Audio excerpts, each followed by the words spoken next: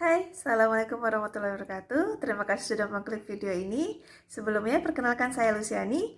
Di sini saya akan menjelaskan beberapa pelajaran mengenai statistik ekonomi dan bisnis. Semoga bermanfaat. Untuk selanjutnya, yaitu pembahasan mengenai uji linear berganda.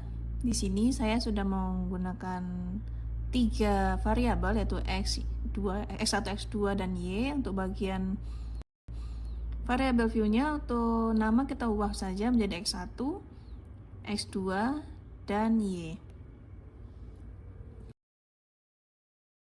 Pada bagian label juga saya buat bagian pertama yaitu beban kerja.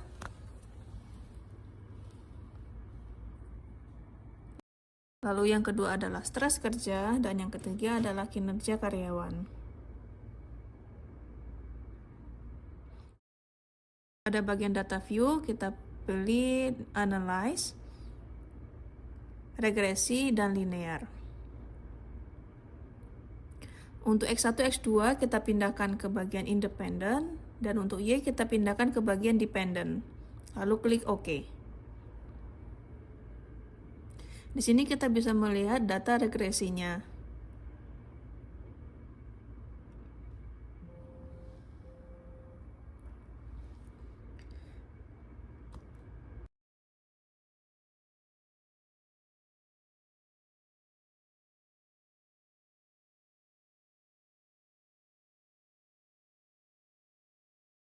Di mana model summary-nya itu adalah untuk interpretasinya, untuk R square-nya adalah 0,267, di mana artinya 26,7% ini adalah variasi Y yang dapat dijelaskan oleh X1, X2 secara bersama-sama. Sedangkan untuk sisanya yaitu antara 100% dikurangi 26,7% yaitu 73,3%. Ini dijelaskan oleh faktor lain di luar model. Selanjutnya adalah tabel ANOVA atau UGF, di mana digunakan untuk mengetahui apakah X1 dan X2 secara simultan atau bersama-sama berpengaruh terhadap Y. Kita bisa lihat pada bagian kolom signifikan, kriterianya dengan signifikan kecil dari 0,05, artinya berpengaruh signifikan secara simultan. Sementara untuk signifikan besar dari 0,05 itu tidak terpengaruh signifikan secara simultan, karena signifikan dari data yang kita punya yaitu 0,01 dengan artian dia lebih kecil dari 0,05, sehingga dapat disimpulkan X1 dengan X2 secara simultan berpengaruh signifikan terhadap Y. Lalu ada bagian tabel koefisien atau UJT. Untuk X1-nya signifikannya adalah 0,0000.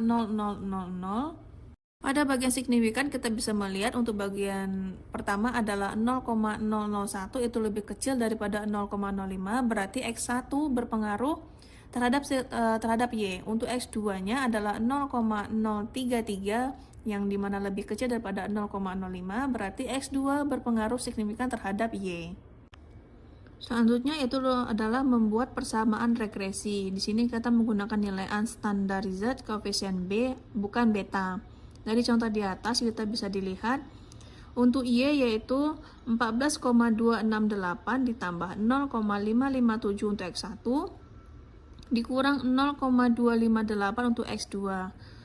Pembacaannya adalah untuk konstantanya itu adalah 14,268. Jika X1 dan X2 bernilai 0, maka nilai prediksi Y sebesar 14,268. Koefisien X1 sama dengan plus 0,557, di mana setiap kenaikan X1 sebesar 1 satuan akan meningkatkan Y sebesar 0,557 satuan, dengan X2 dianggap konstan. Lalu ada koefisien X2 minus 0,258, dengan setiap kenaikan X2 sebesar 1 satuan akan menurunkan Y sebesar 0,258 satuan, dengan X1 dianggap konstan. Koefisien regresi X2 sebesar minus 0,258 menunjukkan hubungan negatif antara X2 dan Y. Artinya, setiap peningkatan X2 sebesar 1 satuan akan menurunkan Y sebesar 0,258 satuan, dengan asumsi variabel X1 tetap.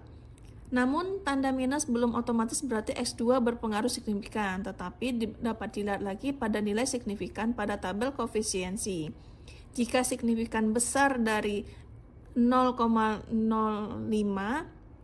maka X2 memiliki arah negatif tetapi tidak berpengaruh signifikan terhadap Y. Sementara jika signifikannya kecil dari 0,05, X2-nya berpengaruh negatif dan signifikan terhadap Y. Sekian dulu videonya, terima kasih banyak sudah menonton. Bye-bye!